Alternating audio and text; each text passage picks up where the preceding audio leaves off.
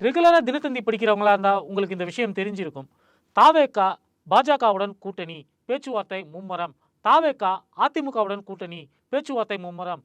தாவேகாவுடன் காங்கிரஸ் தலைவர் ராகுல் காந்தி பேசினார். இப்படின்னு சொல்லிட்டு தினத்தந்தியில கரெக்டா ஒரே சைஸ்ல ஒரு 10 நாளைக்கு ஒரு முறை ஒரு செய்தி வரும். அது விளம்பரமா, செய்தியா அப்படின்னு உங்களால எளிதில கண்டுபிடிக்க முடியாது. நீங்கள் தினத்தந்தி வாசகராக இருக்கும் பட்சத்தில, அந்த செய்தி தினத்தந்தி நிருபரால் எழுதப்பட்டது அல்ல அப்படிங்கிறத சுலபமா அந்த மொழிநடைய வச்சு கண்டுபிடிச்சிடுவீங்க. அப்போ இப்படிப்பட்ட செய்தியை தொடர்ச்சியாக தினத்தந்தியில பிரசுரிக்க வைக்கிறது யாரு அப்படின்னு பார்த்தீங்கன்னா, அது வேறு யாரும் அல்ல, தாவேகாவே தான். தேர்தல் அரசியல் கூட்டணி மார்க்கெட்ல தங்கள் கட்சிக்கும் டிமாண்ட் இருக்கிறது என்று காட்டிக் கொள்வதற்காகவே தாவேகாவே இது போன்ற செய்திகளை தயாரித்து தினத்தந்தியில காசு கொடுத்து போடுறாங்களா, இல்ல வேற ஏதாவது இன்ஃப்ளூயன்ஸ் செய்து போடுகிறார்களா என்று தெரியவில்லை.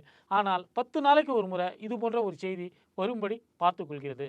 இந்த செய்திகளின் மூலமாக தாவேகாவுக்கோ, விஜய்க்கோ ஏதாவது லாபம் இருக்கிறதா என்று கேட்டால், அது என்ன ஐடியானே நமக்கு தெரியல.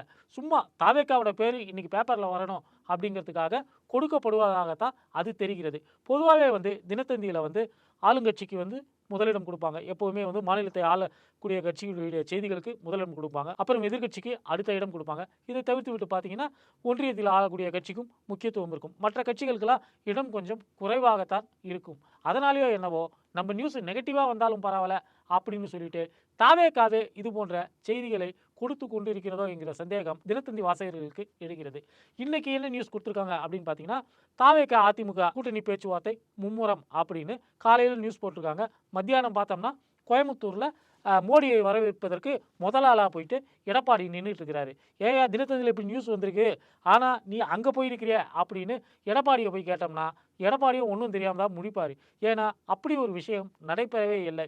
இன்றைய ஒரு சூழல்ல தாவேகா என்பது எந்த ஒரு கூட்டணிக்குமே தேவையில்லாத ஒரு சுமை.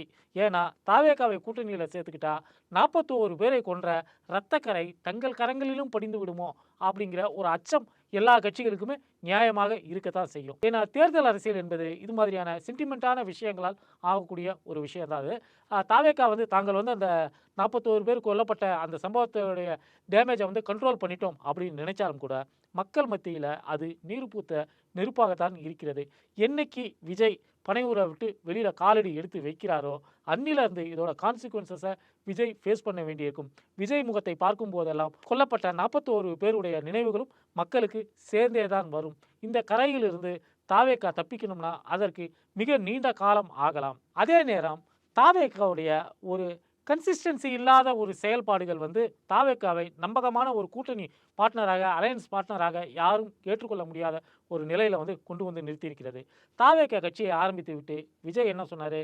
திமுக என்னுடைய அரசியல் எதிரி, பாஜக என்னுடைய கொள்கை எதிரி அப்படின்னாரு. திமுகவுக்கும் தாவேகாவுக்கும் அப்படி என்ன அரசியல் விரோதம் ஏற்பட முடியும் என்கிற ஒரு குழப்பம் பொதுவான அரசியல் பார்வையாளர்களுக்கு இருக்க முடியும்.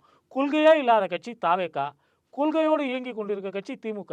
அப்படி இருக்கும்போது அவங்க கிரிக்கெட் விளையாடுறாங்க, நீ கில்லி தாண்டி விளையாடிட்டு இருக்க. உனக்கும் அவங்களுக்கும் என்ன போட்டி நடக்க முடியும் என்கிற ஒரு சந்தேகம் எல்லாருக்கும் இருக்கலாம். ஆனால் விஜய் மீன் பண்றது என்னன்னா, என்னால பிரதமர் ஆக முடியாது, ஆனா இந்த மாநிலத்துல சிஎம் ஆக முடியும்னு விஜய் நம்புகிறார். இன்னைக்கு சிஎம் ஆக இருக்கிறது திமுக தலைவர். அதனால தான் திமுகவை தன்னுடைய அரசியல் எதிரி என்று குறிப்பிட்டிருக்கிறார். பாஜகவை கொள்கை எதிரின்னு குறிப்பிட்டிருக்கார். பாஜகவுடைய கொள்கையில என்னெல்லாம் உனக்கு பிரச்சனை இருக்கு அப்படின்னு விஜயை கேட்டா, விஜய்க்கு பதில் சொல்ல தெரியாது. ஏன்னா பாஜகவுக்கு ஒரு மதவெறி கொள்கை இருக்கிறது. விஜய்க்கு அந்த மாதிரி எந்த கொள்கையும் கூட கிடையாது. விஜயுடைய ஒரே கொள்கை என்னன்னா, எனக்கு நிறைய ரசிகர்கள் இருக்கிறாங்க, அவங்களாம் ஓட்டு போட்டாங்கன்னா நான் சிஎம் ஆயிடுவேன். இதுதான் விஜயுடைய ஒரு கொள்கையாக இருக்கிறது. ஸோ ஆரம்பத்திலேயே பாஜகவுடன் திமுகவுடன் விஜய்க்கு கூட்டணி இல்லைங்கிறத ஆரம்பத்திலேயே அறிவிச்சிட்டாரு. அதிமுகவை பற்றி அவர் அவ்வளவாக விமர்சிக்கிறது இல்லை. ஏன்னா விஜய் என்ன நினைக்கிறாருன்னா, அதிமுக டம்மி பீஸ் ஆயிடுச்சு, அதிமுகவுக்கு வாக்கு போட்ட வாக்காளர்கள் அடுத்த தேர்தலில் தனக்கு வாக்கு போடுவதற்கு ஆர்வமாக இருக்கிறார்கள். அதனால நம்ம அதிமுகவை தாக்கணும்னா ஜெயலலிதாவை விமர்சிக்கணும், எம்ஜிஆரை விமர்சிக்கணும். அப்படியெல்லாம் விமர்சிச்சிட்டோம்னா இதுவரை அதிமுக வாக்கு போட்டவர்கள் நம்ம பக்கம் வரமாட்டாங்க அப்படின்னு விஜய் நினைத்து கொண்டிருக்கிறார். மற்றபடி அவர் அதிமுகவை தன்னுடைய எதிரியாக கருதாததற்கு வேற எந்த ஒரு காரணமும் கிடையாது. எடப்பாடினா இவருக்கு மாமனா மச்சானா அதெல்லாம் ஒன்றும் கிடையாது. அதே நேரத்தில் கரூர் சம்பவத்துக்கு பிறகு விஜய் கட்சியால் தனியாக வெல்ல முடியுமா அப்படிங்கிற ஒரு சந்தேகம் இருக்கிறது. விஜய் கட்சி வந்து கரூர் சம்பவம் நடக்கலாம் கூட இங்கே வெல்ல போகிறது இல்லை. இருந்தாலும் கரூர் சம்பவம் நடந்த பிறகு விஜயால் தனியாக தேர்தலை சந்திக்க முடியுமா அப்படின்னு சொல்லிட்டு டிவியில் நிறைய புரோக்கர்கள் வந்து விஜய்க்கும் மற்ற கட்சிகளுக்கும் கூட்டணின்னு சொல்கிறத விட கூட்டணி அப்படின்னே சொல்லலாம், கூட்டணி சேர வைப்பதற்கு ரொம்ப ஆர்வமாக இருக்கிறார்கள். அதன் அடிப்படையில் தான் இது போன்ற செய்திகளை தாவேக்காவை சார்ந்தவர்களே கொடுத்து கொண்டிருக்கிறார்கள்.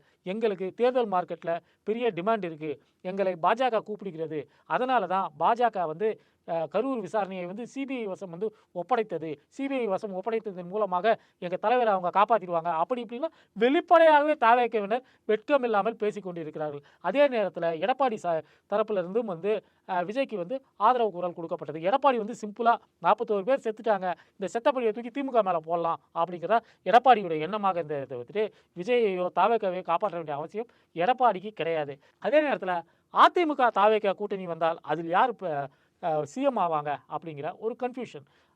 எடப்பாடியை சிஎம் ஆக்கிறதுக்காக விஜய் வந்து கட்சி ஆரம்பித்து வச்சிருக்கிறாரு அப்படிங்கிற ஒரு நியாயமான பார்வையும் இதில் இருக்கிறது. அதே நேரத்தில் பாஜகவுடன் விஜய் கூட்டணியை வைத்தால் பாஜக வந்து ஜூனியர் பார்ட்னர் ஆகிடும், விஜய் வந்து சிஎம் ஆகிடுவார் அப்படின்னு ஒரு காலகட்டத்தில் பேச்சுவார்த்தை நடத்தப்பட்டதாக சொல்கிறார்கள். இதற்காக தான் ஆதவ் அர்ஜுனா டெல்லிக்கெல்லாம் போயிட்டு வந்தார் அப்படின்னு சொல்கிறாங்க. இருந்தாலும் விஜய் வந்து அப்போ வந்து எங்களுக்கு கீழே வந்து அதிமுகவுடன் மற்ற கட்சிகளுடன் பேச்சுவார்த்தை பரிசீலனையில் இருக்குது, அதனால் வந்து எனக்கு கப்பலில் வேலை கிடச்சிருக்குங்கிற மாதிரி அப்படிங்கிற அடிப்படையில் பாஜகவுடைய கூட்டணி பேச்சுவார்த்தையை ஆரம்பத்திலே தடுத்து வச்சுட்டதாக சொல்கிறார்கள். அதற்கு பிறகுதான் கரூர் சம்பவம் எல்லாமே வந்து நடக்கிறது. இவர்கள் பாஜகவுடைய ஆஃபரை வந்து தள்ளி விட்டதுக்கு பிறகு தான் கரூர் சம்பவம் எல்லாம் நடக்குது. அதற்கு பிறகு அமித்ஷா வராரு. அமித்ஷா வந்து அதிமுகவுடன் கூட்டணி அப்படின்னு சொல்லிட்டு வலுக்கட்டாயமாக அறிவிக்கிறார். இப்போதைக்கு அதிமுக பாஜக கூட்டணிங்கிறது வந்து ஒரு ஸ்ட்ராங்கான ஒரு அலையன்ஸ். அதிமுக பாஜக ஜி.கே. வாசனுடைய தமாகான்னு சொல்லிட்டு ரொம்ப ஒரு ஸ்ட்ராங்காக இருப்பதாக அவர்கள் கருதி கொண்டிருக்கிறார்கள். இப்போது விஜய்க்கு கூட்டணி சேருவதற்கு வேறு கட்சிகள் கிடையாது. இருக்கக்கூடிய கட்சிகள்லாம் ஏப்பை சாப்பையா தினகரன் இருக்கிறாரு, ஓ பன்னீர்செல்வம் இருக்கிறாப்புல, மிஞ்சி போனால் தேமுதிக அதிகபட்சமாக விஜய் கூட்டணிக்கு வரலாம். விஜய் கூட்டணியில் விஜய்க்கு என்ன ஓட் பர்சன்டேஜ்னே தெரியாது, இதுவரை அவர் தேர்தலை சந்தித்ததே கிடையாது. அவருடன் கூட்டணிக்கு வர தயாராக இருக்கக்கூடிய கட்சிகள் எதுவுமே 2% 3% வாக்குகள் கூட வைத்திருக்கக்கூடிய கட்சிகளாக இல்லை.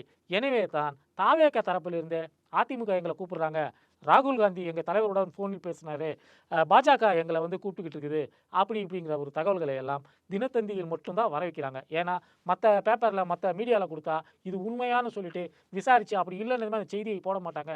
தினத்தந்தியில் மட்டும் ஏனோ எதுக்கோ அந்த செய்திகளை வந்து போட்டுக்கொண்டு இருக்கிறார்கள். மற்றபடி தாவேக என்பது தமிழ்நாட்டு அரசியலில் இன்றைய நிலையில் யாராலும் தீண்டப்படாத ஒரு கட்சியாகத்தான் அந்த கட்சி இருக்கிறது என்பதுதான் உண்மை. வீடியோ பார்த்தவங்க லைக் பண்ணுங்கள், ஷேர் பண்ணுங்கள், கமெண்ட் பண்ணுங்கள். இதுவரை நம்ம சேனலை சப்ஸ்கிரைப் பண்ணாதவங்க மறக்காமல் சப்ஸ்கிரைப் பண்ணுங்கள்.